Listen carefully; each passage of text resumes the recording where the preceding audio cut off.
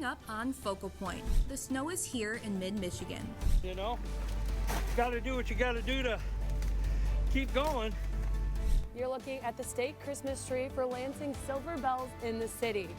This tree will be lit tonight, and we'll have that story for you on Focal Point News. And you may have to rethink where you get your morning coffee. Don't cross the picket! All I want is to be able to pay my bills with my job, but I can't do that because they're failing to bargain.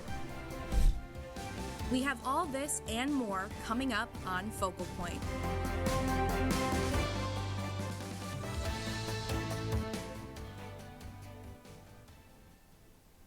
Welcome to Focal Point. I'm Amaya Kaznicki. And I'm Daniel Zivian. Today is November 18th. The holiday season is upon us in mid-Michigan. Lights, festivals, and the first snowfall is making it easier to get into the spirit. Focal Point's Chloe Porfirio is live in downtown Lansing, where Silver Bells in the city is off and running.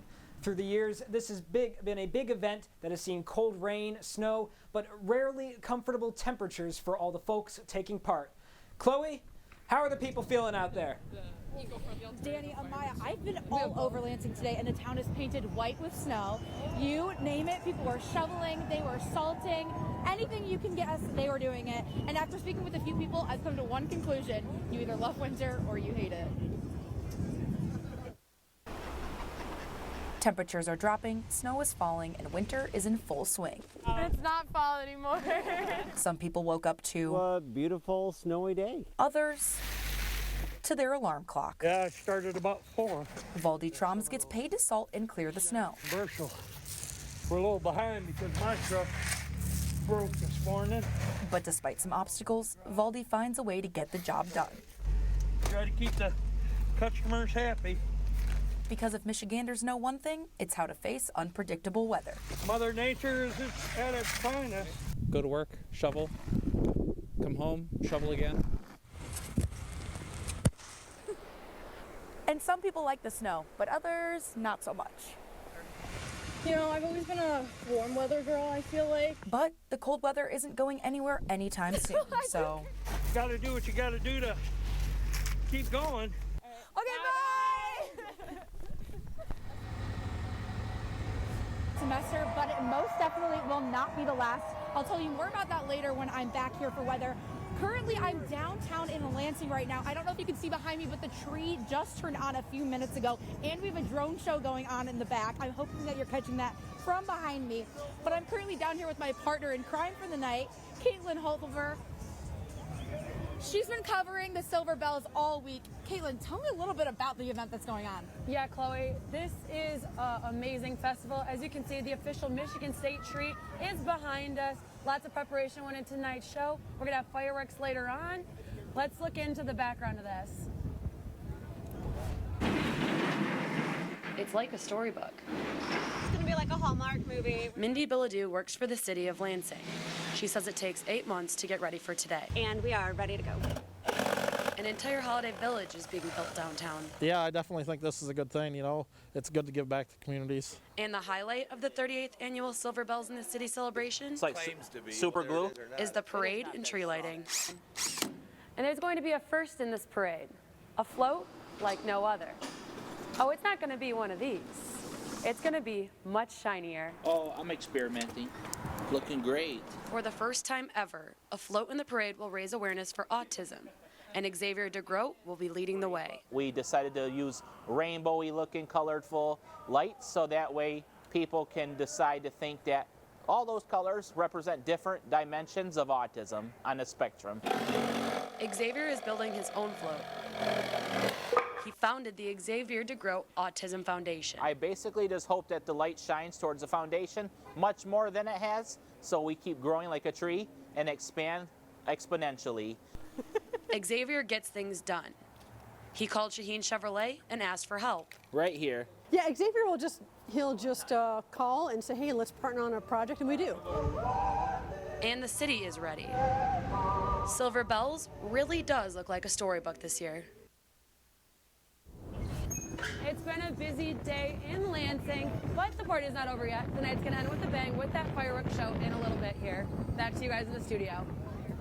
If you've ever driven in the snow before, Hitting the roads during Michigan's winter can be really dangerous. Focal Point's Aaron Bowling drove nice and slowly to the Midas Auto Shop in Okemos to learn how to prepare your car for the icy roads.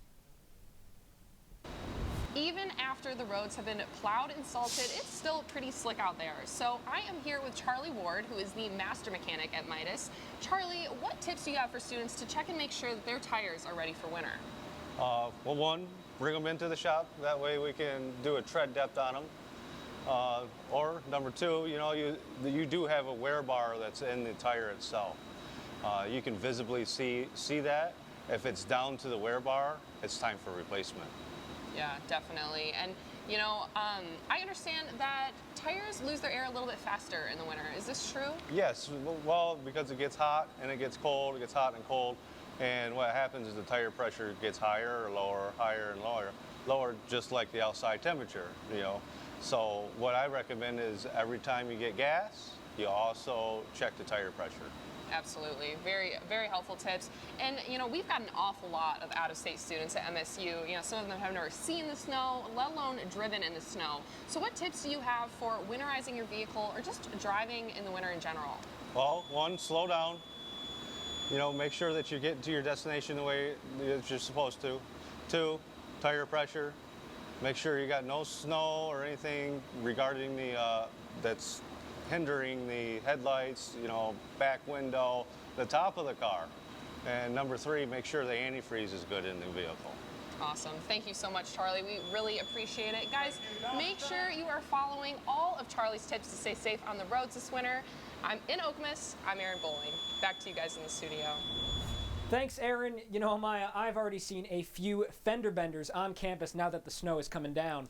No matter how much you practice, you've had behind the wheel in the winter, accidents can happen. So we've prepared a winter driving survival guide to keep Spartans safe if something were to go wrong. You're going to want to keep the following items in your car at all times. First, something to stay warm, whether that be an extra winter coat or a blanket. You're also going to want water, a first aid kit, jumper cables, and non-perishable snacks. Additional items could include a flashlight, ice scraper, toolbox, matches, hand warmers, and a fully charged portable phone charger. Be sure to slow down and drive safe because the best emergency plan is to prevent emergencies altogether. Workers from 2 Starbucks locations near MSU participated in a national labor practice strike yesterday, fighting for union contract negotiations. Falling on Red Cup Day, which is Starbucks' most profitable day of the year, there was a strike called the Red Cup Rebellion. Employees at the Lake Lansing and Stoddard locations joined more than 100 other unionized Starbucks stores in the nationwide strike. While the Stoddard location never opened, workers at the Lake Lansing location made an announcement and walked out. Doors closed 6 hours after due to low staffing. To see what Starbucks says, see what their impression of the strike was. Truly, the ball is in Starbucks' court at this point. I think we made the statement that we wanted to make nationally, and so we're just eager to see what Starbucks' response is. Those that went on strike yesterday are back at work today, awaiting Starbucks' response to the bargain with Workers United. The Lake Lansing store has been unionized since June 9th and has not gotten a bargaining date. As of now, all locations are open, yet Starbucks employees fighting for union contracts are urging customers to sign a no contract, no coffee pledge. Also disappointed today, Taylor Swift fans. Thousands of Swifties waited online for tickets. It all ended with the Ticketmaster site crashing. If you call up the Ticketmaster site, you'll be greeted with a message that says no tickets are available. Ticketmaster sold over 2 million tickets to Swift's 52-date stadium tour. That's a record. Overwhelming demand led to the crash. MSU student Jacqueline Nava says she tried to get tickets with no luck. She was trying to buy tickets and that it crashed on her, and actually on Ticketmaster I was trying to buy tickets last year and it crashed on me too for the Bad Bunny concert, and it's the only website that I know of that I use. Some fans have resorted to buying tickets on resale markets like StubHub. For her shows in New York and New Jersey, for example, Swift fans are paying between $17,000 and $35,000 for a seat. Coming up after the break, we'll tell you how construction is affecting local businesses, and a homeless shelter is providing some warmth in the cold. And you're looking at a snowy downtown. When we come back, Chloe Porfirio will tell you what you can expect this weekend.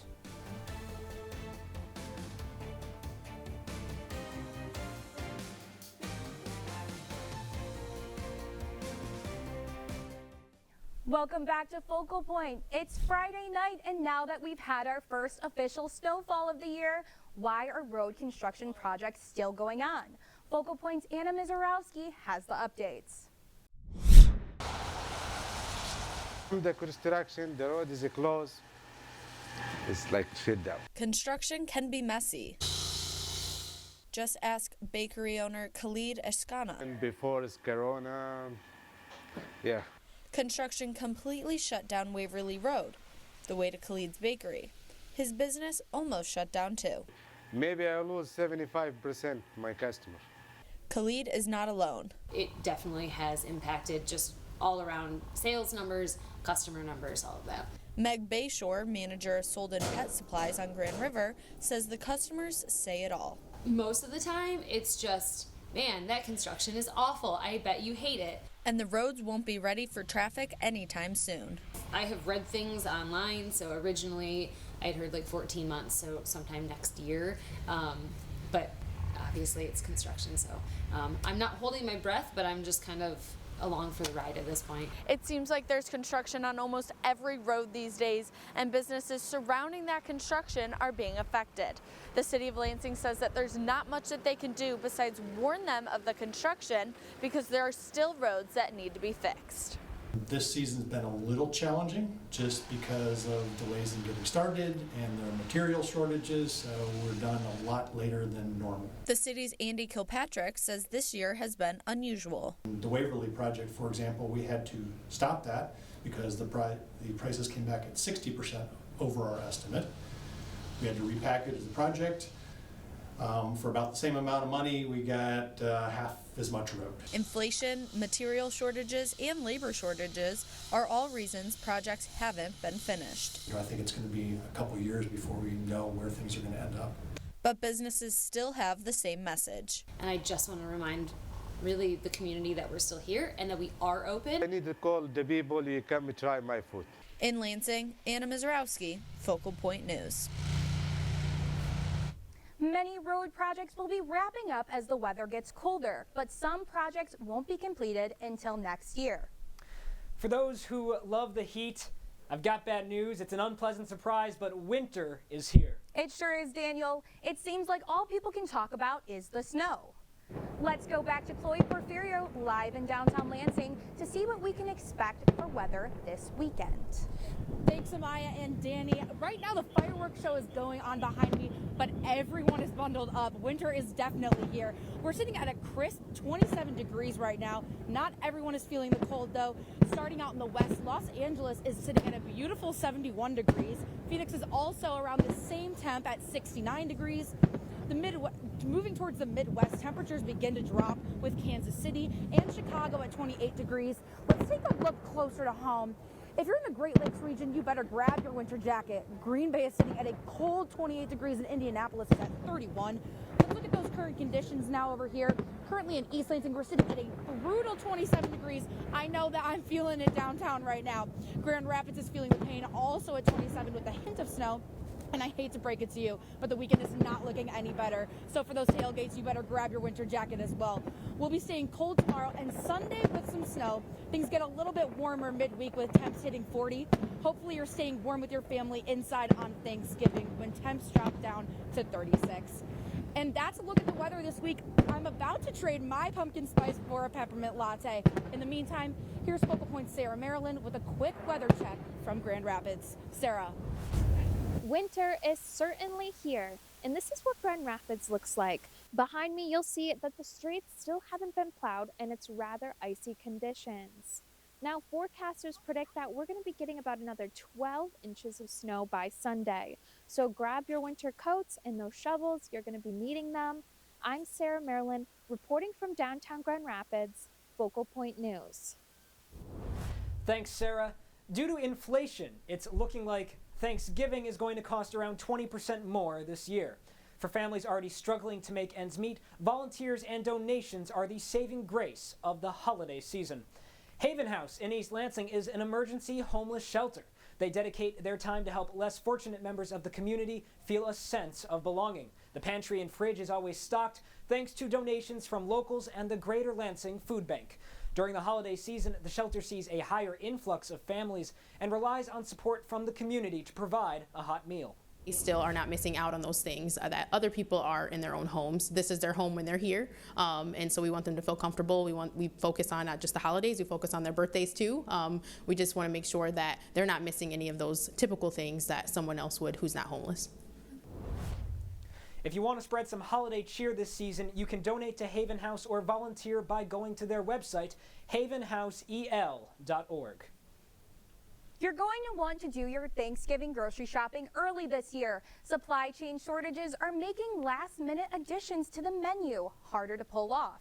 Focal Point's Joe Hicks made a stop at Campbell's Market to see how small businesses are making it work. The price of food is going up.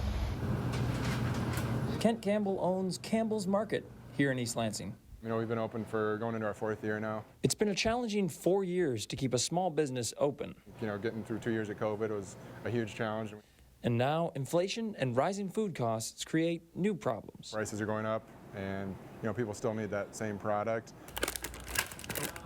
He says he does his best not to increase prices. Well, because we don't want to turn people away. We don't want to turn people off from buying something. But I think because it's seen in every industry, every grocery store, you know, it's only fair to, like I said, compensate ourselves no differently. Kent is just trying to stay in business, but also wants to please his customers. People are, I think, quick to adapt, and people have to eat. So they're still coming in and still being loyal to us, and we really appreciate that. Produce specifically has probably doubled. Tim Marshall is an inventory manager here at the Kellogg Center. He says in addition to rising prices, there have also been food shortages that have been hitting all businesses. There were certain things that we could get the next day. Now it's taken 3 or 4 days to get in. And he says hopefully the situation will improve soon. But there's still certain things that when I place a produce order, it will tell me what I'm getting and what I'm not getting. In East Lansing, Joe Hicks, Focal Point News. The USDA says it's not a food shortage, but a supply chain issue. Honestly, I don't know what's worse, not having food available or not having access to the available food. With the midterm elections behind us, Washington is already looking ahead to next year's business. Yesterday, House Republicans revealed plans to investigate President Joe Biden and his family, including his son, Hunter.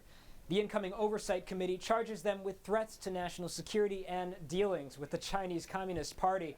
In the White House, Attorney General Merrick Garland appointed Jack Smith as special counsel to the Justice Department's January 6th investigation. Smith has most recently served as a war crimes prosecutor in The Hague. This is an investigation of Joe Biden, the President of the United States, and why he lied to the American people about his knowledge and participation in his family's international business schemes. National security interests require the committee conduct investigation, and we will pursue all avenues. Throughout his career, Jack Smith has built a reputation as an impartial and determined prosecutor who leads teams with energy and focus to follow the facts wherever they lead. As special counsel, he will exercise independent prosecutorial judgment to decide whether charges should be brought. With a Republican House and a Democratic Senate, the 118th Congress will be sworn in on January 3rd. Coming up on Focal Point, an MSU junior has 2 important titles, student and Marine. Plus, Tom Izzo's Spartans tip off against Villanova tonight. We'll have a live preview. And the MSU football team needs a win over Indiana to become bowl eligible. Sports is next.